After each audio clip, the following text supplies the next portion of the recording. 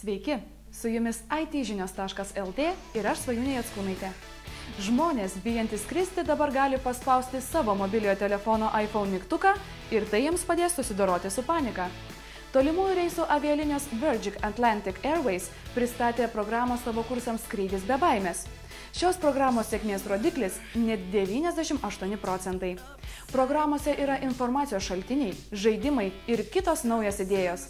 Šios programos skirtos kompanijos Apple gaminamiems prietaisams iPhone ir iPod Touch.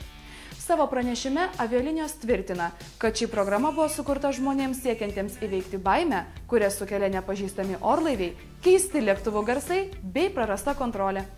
Virgin Atlantic Airways prezidentas Richard Branson teigia, jog pirmoji jų programa skirta iPhone pateiks kurso Skrydis be baimės privalumus milijonams žmonių, kurie naudoja mobiliojo ryšio technologijas.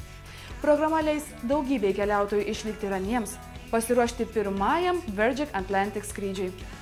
Aviakompanija šią programą sukūrė kartu su Mental Workout.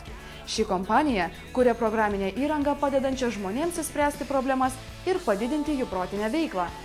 Kompanijos Mental Workout atstovas sakė, kad maždaug 1 iš 3 suaugusiųjų bijo skrydžio. Tai buvo itžinios.lt. Iki.